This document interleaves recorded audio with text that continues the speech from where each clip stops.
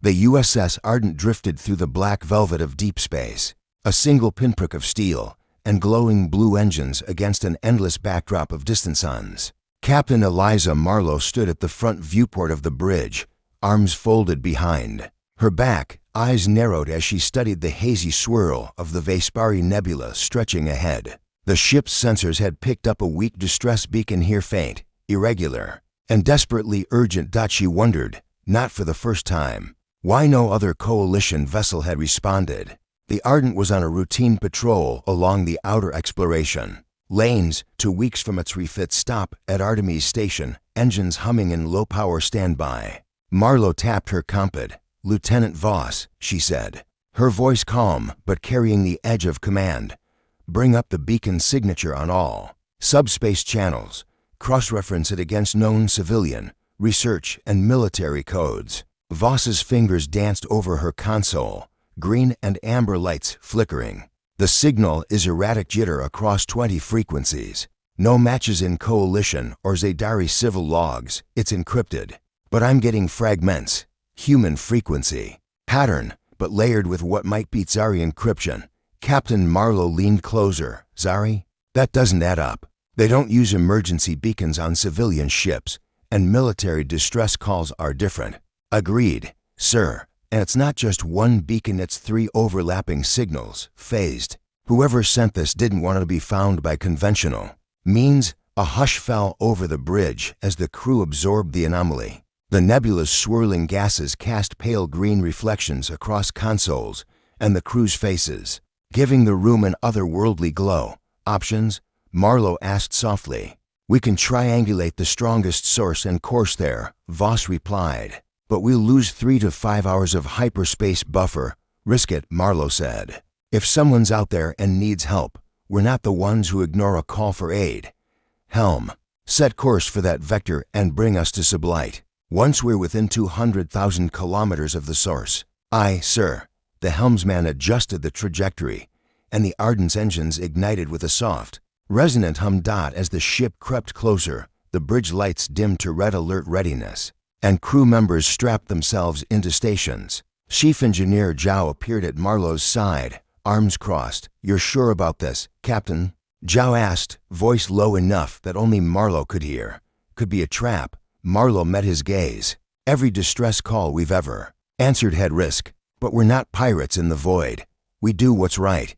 He nodded, though tension showed in the set of his shoulders. "Understood. I'll have shields and weapons on standby, no surprises."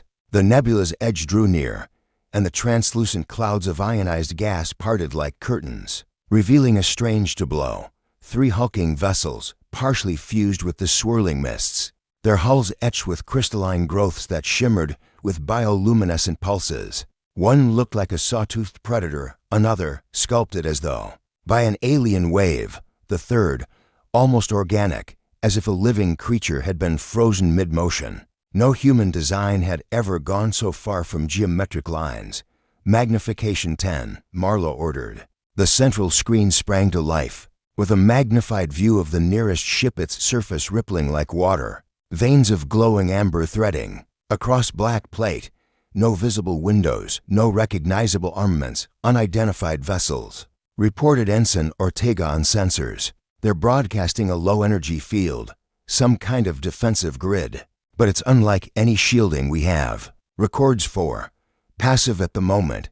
The Ardent's distress beacon signal grew stronger, more insistent. Marlowe frowned. "Are we seeing any signs of life aboard? Heat signatures or microjumps?" Voss shook her head. "Readings are inconsistent. More phasing effects, almost like they're partially out of phase with our reality. Or running some kind of temporal distortion." A quiet alarm chimed. "Incoming subspace ping," the comms officer said. The bridge fell silent as every ear-straining device locked onto the new transmission. Then, in a chorus of clicks and hisses, an alien voice cracked through the translators. "Alien Commander, you have trespassed into the territory of the Zari Ascendancy. Declare your identity and purpose, or be deemed a hostile element and eradicated." Marlowe steadied herself. This was no mere distress call, it was a lure. "This is Captain Eliza Marlowe of the Terran Coalition warship Ardent," she replied steadily. We answered a beacon indicating distress. If this is a trap, we are prepared to defend ourselves. State yours or stand down, and we will investigate. Further, silence. Then, from deep within the nebula's shadow, tendrils of energy flickered. The crystalline hulls of the alien ships shimmered, and suddenly they pivoted in eerie synchrony, rotating as if mounted on a single axis. To face the Ardent dead-on, Lieutenant Voss whispered, They're using the nebula's distortions as camouflage and prey lure. They thought we'd come alone. Marlowe's heart pounded. She had faced pirates, smugglers, even stray rogue fleets, but never anything so alien, so ancient and unreadable. Yet her voice never wavered. Weapons free, she ordered. Chief Engineer Zhao activated the phase disruptor emitters as a precaution. The hum of the ancient armaments electrified the air. Captain Marlowe pivoted in her chair and gazed at the Titanic armada, its bulk filling the viewport, the nebula's gases dancing around serrated edges. Let them come, she murmured, more to herself than the bridge crew. Let them meet the Ardent. And in that moment, as the Ardent's shields flared green and its disruptors glowed cobalt, the stage was set. A lone human warship poised against an inscrutable alien threat, the first heartbeat in a collision neither side would soon forget. The moment Captain Marlowe gave the command, the USS Ardent shuddered as its phase disruptor emitters roared to life. Outside the viewport, the Tsari fleet's formation rippled in response, 18 living hulks pivoting on unseen axes, their bioluminescent veins flaring in warning. Energy ripples pulsed across their crystalline hulls as they charged weapons far beyond mere plasma or particle beams. Shields to full strength, Marlowe ordered. Bring our phase barriers online. I want every lattice harmonic in the green. In engineering, Chief Zhao's crew surged into action. The hum of the warp core subsided as power rerouted through auxiliary capacitors. The ship's reactive armor stuttered into a prismatic shimmer that warped incoming energy. In the bridge's dimmed glow, Tactical Officer Lieutenant Voss studied her holodisplay, fingers dancing over threat icons. They're firing, Voss announced. Strings of arcing energy lanced out from the lead Tsari dreadnought, converging into a single, immense beam. It struck the Ardent's bow with a thunderclap of light that rattled bulkheads. The shields flared white, then blue, then green, a spectral aurora against destruction, and finally held, groaning under the assault. Evasive maneuvers, Marlowe barked. Vector 7 to Mark 4. Roll at 20 degrees, then flip. The helmsman's console glowed as the Ardent executed a violent barrel roll, its broad hull catching the alien blast off-center. The beam seared a jagged scar along the outer shield matrix, but failed to penetrate. On the tactical display, the Tsari formation wavered, their unified volley broken. Good shot, Voss said, voice tight. But they're adapting.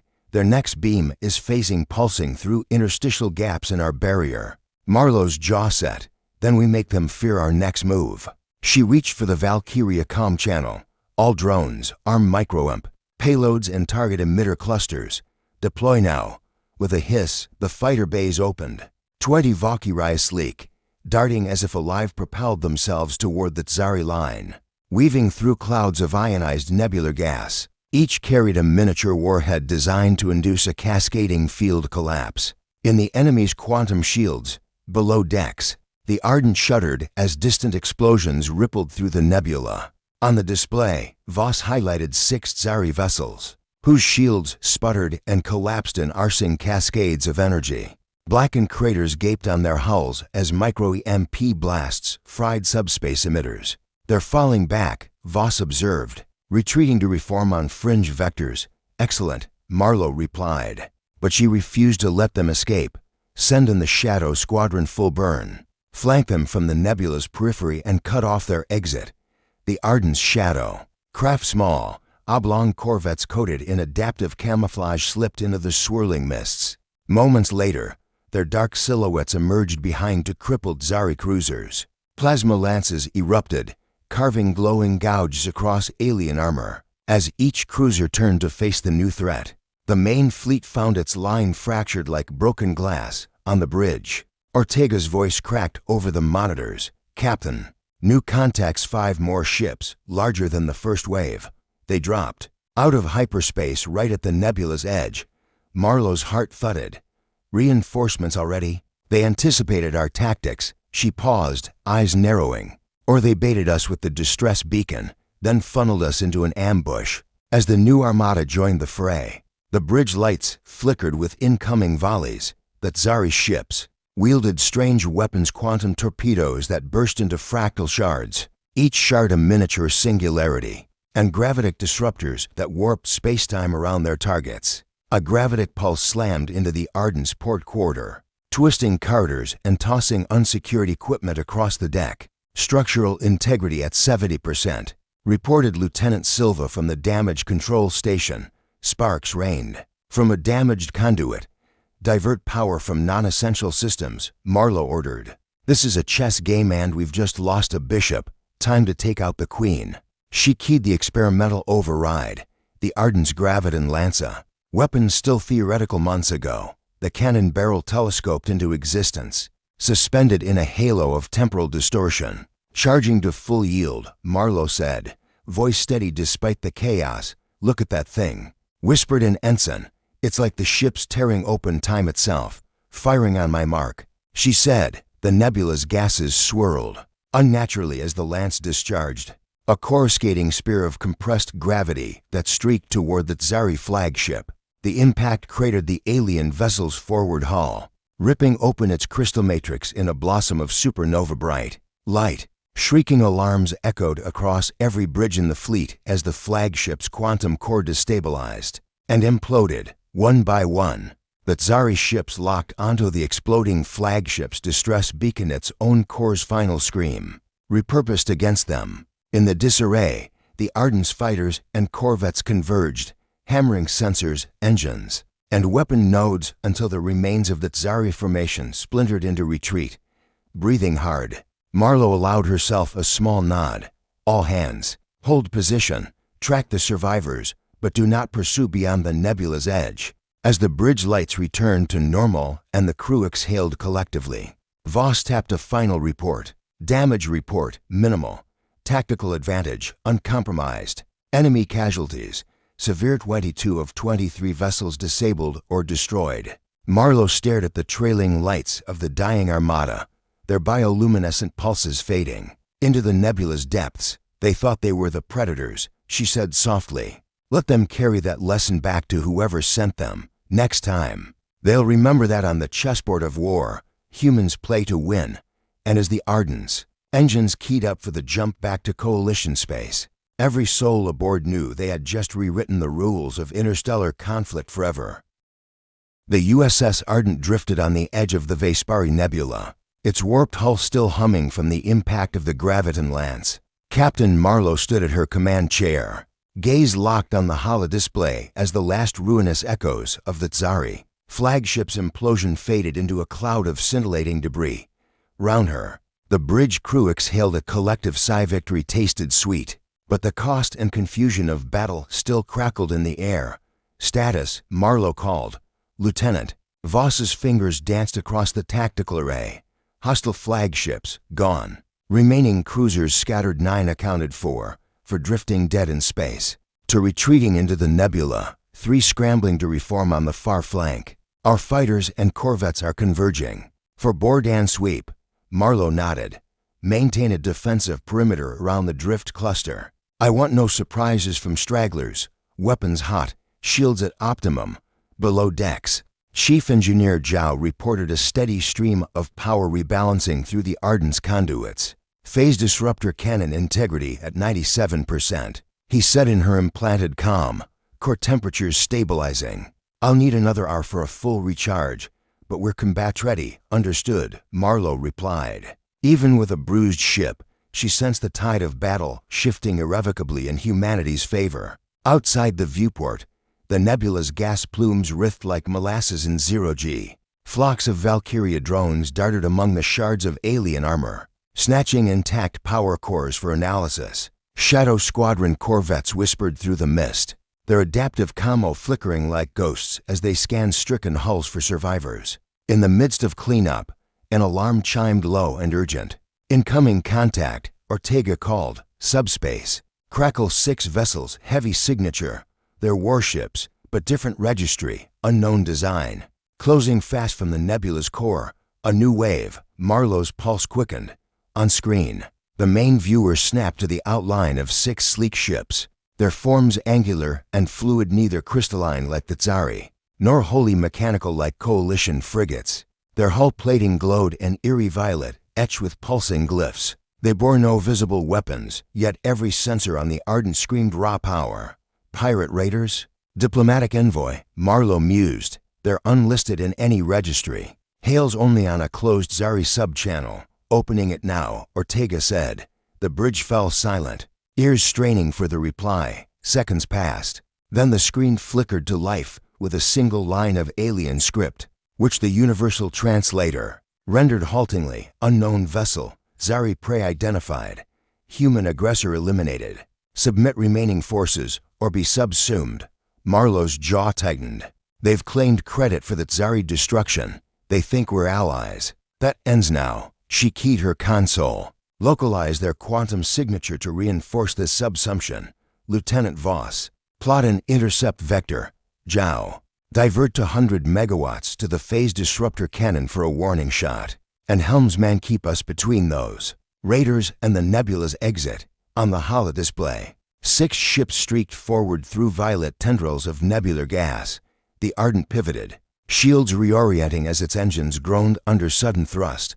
Firing in 3, 2, 1. Marlowe's voice was low, commanding. A cobalt beam lanced from the Ardent's prow, carving a bright trench through the nearest raider's bow plating. The alien hull shuddered, glyphs flickering erratically as substructure ruptured. The raider veered in shock. You dare, it hissed through the translators. Marlowe stood and addressed the entire bridge. This is Captain Eliza Marlowe, in command of the USS Ardent. No one Tsari or otherwise presumes to claim our actions or threaten our crew. Identify yourselves, or prepare to be dismantled. Silence crackled. Then the digital feed warped, and the raiders responded in fractured, accented Terran.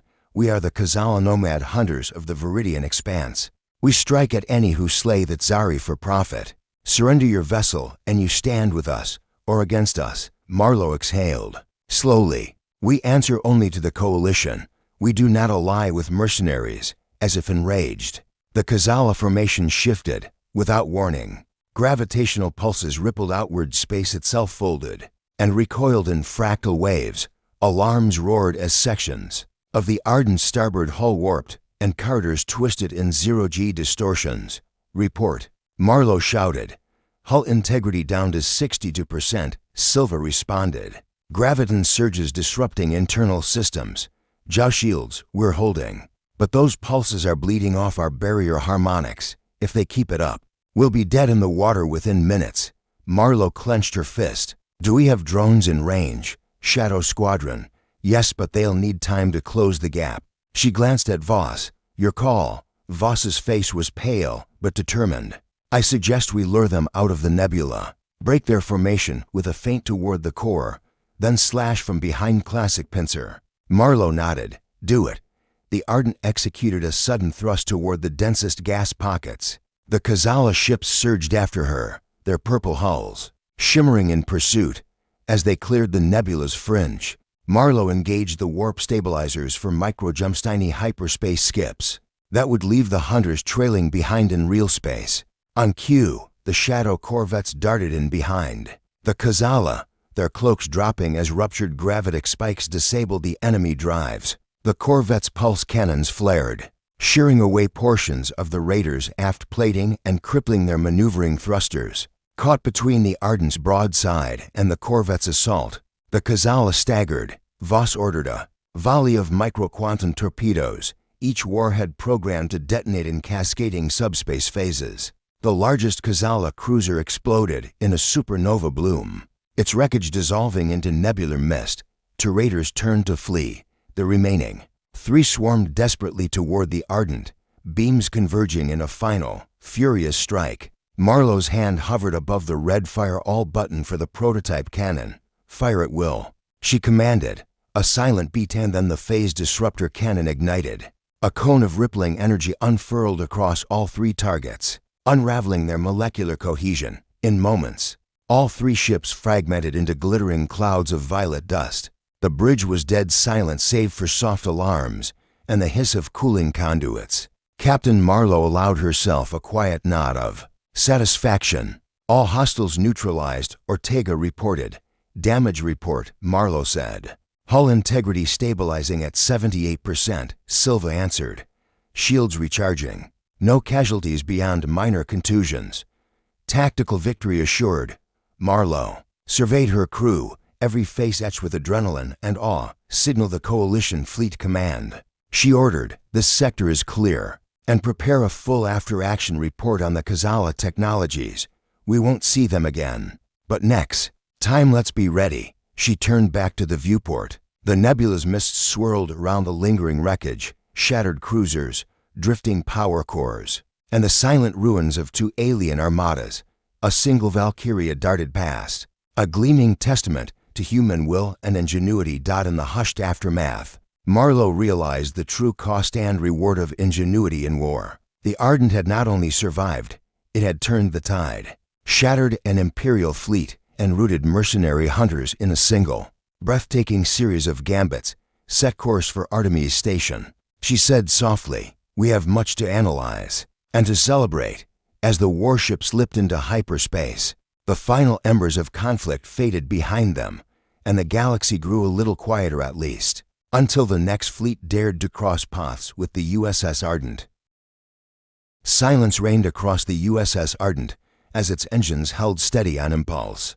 Drifting just outside the shimmering edge of the Vespari Nebula, the glow of distant stars filtered through the viewport, illuminating the ship's battle scars, fractured plates, scorched conduits, and the faint haze of lingering gravitic distortions. Everywhere, crews moved with a quiet purpose, repairs, data downloads, and the careful cataloging of new technologies.